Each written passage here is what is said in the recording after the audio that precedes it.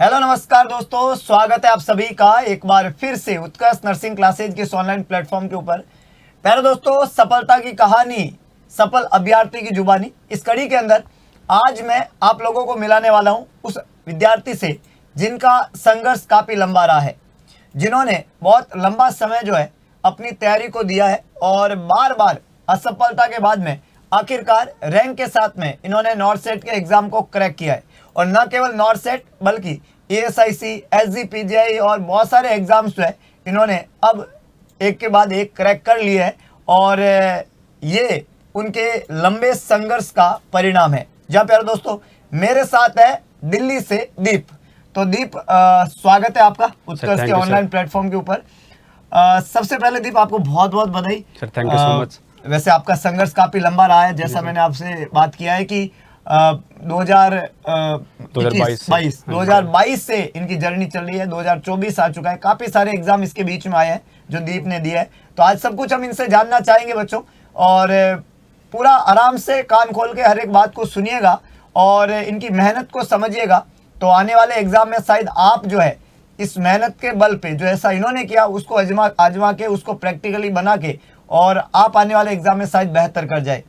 तो दीप, आपका जो है ग्रेजुएशन कहाँ से हुआ और ग्रेजुएशन के बाद में आपने तैयारी जो है वो कैसे की है, थोड़ा उसके बारे में बताएं। सर, मैंने अपनी नर्सिंग स्टार्ट की थी बेंगलोर से। 2022 में मेरी एक नर्सिंग कंप्लीट हो गई थी। जैसे ही कंप्लीट हुई फिर मैंने अपनी ऑनलाइन कोचिंग स्टार्ट कर दी थी 2022 में ही। उसके बाद से अक्सर मैंने जितने भी एग्ज़ाम आए सारे एग्ज़ाम दे रहा हूँ लगभग। तो आपने जब 2022 में आपका नर्सिंग कंप्लीट हो गया, उसके बाद में आप उत्कर्ष के ऑनलाइन प्लेटफॉर्म से जुड़े। हाँ जी सर। तो वो पहला दिन मतलब दीप को कैसे पता चला उत्कर्ष के बारे में? सर, मेरे को पहले स्टार्टिंग में एक नर्सिंग का तो बिल्कुल कुछ भी नहीं पता था ना। मैं इतना कभी एक ध्यान दिया, कॉलेज वगैरह में भी ऐसे आकर एक जॉब वगैरह भी एक मिलती है। लेकिन फिर मेरे को धीरे धीरे लगा पता ये आपकी जब अगर यूट्यूब क्लास स्टार्ट की हुई थी उस टाइम पे फिर मैं वो देखता था। फिर मैंने मतलब ऑनलाइन कोर्स वगैरह भी लिया आपका। फिर मैंने स्टार्ट किया सर। फिर मैं धीरे धीरे फिर चीज़ें समझ में आने लगी सभी चीज़ें। अच्छा दीप, आपने पहले नर्सिंग बेंगलोर से किया, उसके बाद में आपको इतना पता नहीं था नर्सिंग का। हाँ सर, कुछ नहीं इतना नॉलेज भी नहीं था एग्जाम में क्या आता है कैसे आता है। उत्कर्ष में जब आपने पढ़ना शुरू किया, मैं ऐसा मान के चलता हूँ कि उस समय आप बिल्कुल मतलब आपको कुछ नहीं आ रहा था, बिल्कुल जीरो लेवल पे था। जीरो लेवल पे थे। अच्छा, दीप ने जब पढ़ना शुरू किया, उत्कर्ष के ऑनलाइन कंटेंट को पढ़ा, वीडियोस को देखा, क्लासेस को देखा, क्या ऐसी अच्छी बात लगी कि आपको पढ़ाई में रुचि आने लगी और आप एग्जाम को बार बार देते रहे? सर, एक तो ये बात है कि उत्कर्ष हमेशा बेसिक से स्टार्ट करता है, बिल्कुल जीरो लेवल से। मैं जब अपने कॉलेज में था तो मेरे को ये नहीं पता था कि मेरे फर्स्ट ईयर में एक सब्जेक्ट कितने हैं, सेकंड ईयर में सब्जेक्ट कितने हैं। तो मैंने बिल्कुल बेसिक से अपना स्टार्ट किया है। धीरे धीरे फिर इंटरेस्टिंग लगने लगी चीज़ें। फिर मैंने एक यूट्यूब क्लासेस भी एक लगातार 900-950 मैंने देखी है। एक नोट सेट सीरीज़ वाली भी और एक 360 वाली भी। फिर धीरे धीरे अक्सर इंटरेस्ट बढ़ने लगा। फिर एक टेस्ट सीरीज़ वगैरह दे रहा था तो टेस्ट में एक नंबर भी आने लगे। अच्छा, तो थोड़ा इंटरेस्ट बढ़ गया। फिर लग रहा था कि अब हो जाएगा। ऐसे करते करते फिर मैं बैक टू बैक एग्जाम देता रहा। लेकिन मैंने कभी एक छोड़ा नहीं, बीच में रेगुलरिटी रखी थी अपनी।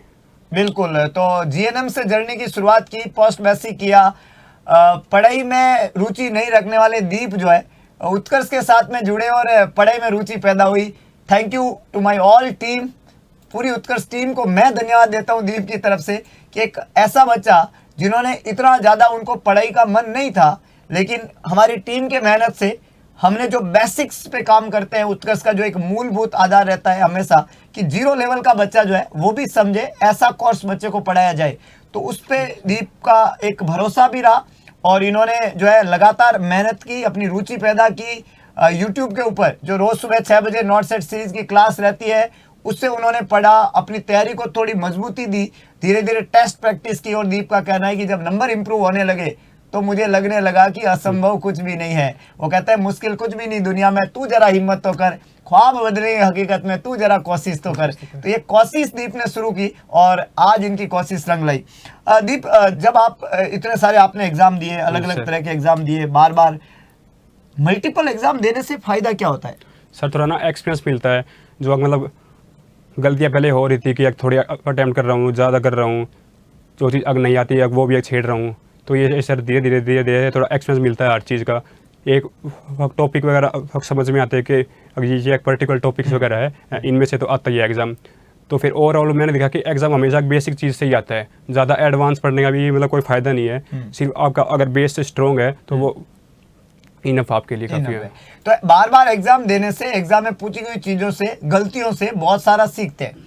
और दीप का कहना है कि मल्टीपल एग्जाम ही है जिन्होंने मुझे इस एग्जाम को इतनी अच्छी रैंक के साथ में क्रैक करने में मदद की। मैंने एग्जाम में अपने बेसिक्स पे काम किया, मैंने अपनी गलतियों में सुधार किया, उसके ऊपर काम किया, उनको थोड़ा और मजबूत बनाया और क्वेश्चन प्रैक्टिस की और यूट्यूब की क्लास के साथ में तैयारी को जारी रखा। जब आपने नॉर्सेट 7 का एग्जाम दिया, प्रीलिम्स के एग्जाम में दीप की अटेम्प्टिंग क्या थी? सर मेरी अटेम्प्टिंग लगभग हमेशा ज़्यादा ही रहती है। हाँ। मेरी अटेम्प्टेशन उसमें 91 थी शायद इसमें। 90 प्लस अटेम्प्ट आपने किया 100 में से। हाँ सर, हमेशा और जब रिजल्ट आया हाँ जी सर। और दीप क्वालिफाई कर जी गए सर। तो क्या लगा? सर एक नॉर्सेट प्री में तो मैं बैक टू बैक 3 बार पहले भी हुआ ही है, तो आपको ये हाँ सर। कॉन्फिडेंट था कि प्री में ये तो मैं वही था सर, हाँ हमेशा प्री में से वही ये तो, जाऊंगा। हाँ बिल्कुल। लेकिन हमेशा मेन से। मुद्दा था मेंस। हाँ सर, मेंस का था तो मेन जब तो। प्री आपका क्वालिफाई हो गया, आपको लगा कि पिछली बार भी किया, उससे पहले भी किया, हाँ जी। क्या ही फर्क पड़ता है, मेंस में नहीं होता है। हाँ सर, तो वही इस रहता बार था। जो बीच का 20 दिन का समय था, हाँ जी उसको फिर आपने कैसे पढ़ा, उसमें क्या स्ट्रेटेजी? सर, मैंने एक लास्ट में मैंने एक बिल्कुल अब छोड़ दिया था। हाँ। बस अब 3-4 घंटे पढ़ता था बस बेसिक। मैंने एक स्ट्रेस बिल्कुल भी एक नहीं लिया आपकी बात। तो फिर मैं धीरे धीरे बस एक टेस्ट अग देता था लास्ट में तो, और अगर यूट्यूब क्लास देखता था बस एक तो, बस इनफ। और जब एग्जाम टाइम में मैं एक बिल्कुल स्ट्रेस नहीं लिया आपकी बार, बिल्कुल आराम से एक ठंडे दिमाग से पहले क्वेश्चन को पूरा ढंग से समझा, या बोलना क्या चाहता है उसका भाव समझा। उसका बोलते हो हमेशा भाव देखता है। तो फिर उसके बाद मैंने कभी आराम से फिर अटैम्प्ट किया आपकी बार, तो फिर अच्छा हुआ था मेरा एग्जाम। जब मैं निकला तो थोड़ा लग रहा था हाँ आपकी बार तो हो जाएगा ठीक है बिल्कुल। एग्जाम। तो दीप का कहना है कि प्रीलिम क्लियर करने के बाद में जब मेंस का बीच का समय था, सिचुएशन को इन्होंने हैंडल किया, खुद को स्ट्रेस फ्री कर दिया, एग्जाम को अच्छे से पढ़ा, सवाल के भाव को समझा, ये बहुत महत्वपूर्ण है, और क्या कहना चाहता है प्रश्न, है ना, और उसके आंसर को देना ही हमें सफल बनाएगा, ये दीप समझ चुके थे अब। और इस बार इन्होंने उन गलतियों को नहीं किया जो शायद पहले एग्जाम में इनके साथ में होती आई है, और एक अच्छा एग्जाम इन्होंने इस बार देके एक अच्छी रैंक के साथ में सेलेक्ट हुए। दीप, जो बच्चे आप ही की तरह, आपकी लंबी जर्नी है और आपने इतनी असफलताएं भी देखी है, बहुत सारे बच्चे ऐसे हैं जो अभी भी नहीं हुए, वो फिर भी रह गए, आप निकल गए वो अभी भी रह गए, तो उनके लिए क्या मैसेज है दीप की तरफ से? सर मैं सबको एक ही बात बोलता हूँ। अगर लोग मैंने देखे है काफ़ी लोग बाग 6 महीने में 8 महीने में एक छोड़ देते हैं। वो ऐसे बोलते हैं आप तो पता नहीं क्या ही होगा, आप तो क्या ही होगा। बस मैं एक बात बोलूँगा, जो अगर टिक गया, जो अगर रेगुलर रहा तो उसका 100% होगा ही होगा। सिर्फ अगर रेगुलरिटी चाहिए, डेली के चाहिए, अब 4 घंटे पढ़ो 6 घंटे पढ़ो, उससे ये बोलते हैं ना कि एक 12 घंटे पढ़ रहे हैं, 15 घंटे पढ़ रहे तो उससे ऐसा कुछ नहीं है। सिर्फ अगर आप 7-8 घंटे भी अगर पढ़ रहे हो, डेली पढ़ रहे हो, मतलब कंसिस्टेंसी से, वो आपके लिए इनफ है। बस अब छोड़ना नहीं है। जब तक तोड़ेंगे नहीं तब तक छोड़ेंगे नहीं। हाँ, बिल्कुल भी छोड़ना नहीं है, गिव अप नहीं करना है। Consistency is the key of succeed. अगर आप रोज करते हो तो एक दिन सफलता मिल जाती है। वो दिन कौन सा होगा वो किसी को नहीं पता होता है, ऐसा दीप का कहना है। तो आप इनके वर्ड से, इनके शब्दों से जरूर जो है मेरे हिसाब से बहुत कुछ सीख लेंगे आज, और कंसिस्टेंसी के साथ में किया हुआ काम जो है वो सफलता का प्रतीक बनता है। वो मैसेज आज दीप के थ्रू आपको पहुंच जाना चाहिए। एक और इम्पोर्टेंट दीप, जब फेलियर इतनी बार आपको मिले, दीप को बुरा तो लगा होगा। हाँ सर, इतनी लगातार मेहनत कर रहा हूँ यार, सुबह 6 बजे दीप उठ जाते थे? नहीं सर, ये नहीं हुआ मेरे से आज तक कभी भी। मैं हमेशा लेट सोता था और लेट उठता था। ये एक मैंने बहुत बार ट्राई किया, लेकिन मैं अगर अर्ली मॉर्निंग उठता था, फिर दोपहर में मेरे को नींद आती थी लाइब्रेरी में। अच्छा, दीप सुबह 6 बजे नहीं उठ पाते थे? मैं आज तक नहीं उठा। लेकिन जो बच्चा देख रहा है उसको क्या सजेस्ट करोगे? सर उठना चाहिए वैसे तो, हाँ उठना चाहिए, अगर लाइव देखना चाहिए। जो आपको डाउट आ रहा है आप लाइव में पूछ सकते हो। तो दीप का कहना है कि नॉर्सेट सीरीज की क्लास देखनी तो लाइव चाहिए। ये नहीं कर पाए, इनको इस बात का मलाल है, लेकिन आपको यही मैसेज है हम दोनों की तरफ से। बिल्कुल सर, कि सुबह 6 बजे उठना है, लाइव देखना है, तो सफलता जो है वो तारी इजी हो जाती है ना। तो आपने मेहनत की, आपने इतने सारे टेस्ट लगाए, परिश्रम किया, लेकिन सफलता नहीं मिल रही थी सर। डिमोटिवेट हो जाते थे, परेशान होते थे। बिल्कुल सर। उस समय दीप का सहारा क्या था, कैसे वापस? सर मैंने बस स्टार्टिंग में यही सोचा था कि एक बार करके फेलियर तो मिलना ही है, तो अब टूटना नहीं है। अपना कोई प्लान बी तो था ही नहीं कभी भी। हमने ये था कि एज है 30 साल तक, तो 30 साल तक जितना अपना बेस्ट हो सकता है उतना तो देंगे, फिर उसके बाद का उसके बाद ही देखेंगे। तो मैंने कभी भी इतना स्ट्रेस नहीं लिया, बस थोड़ा बहुत बुरा लगता था, 1-2 दिन का ऑफ लेके फिर दोबारा से मैं रीस्टार्ट कर देता था।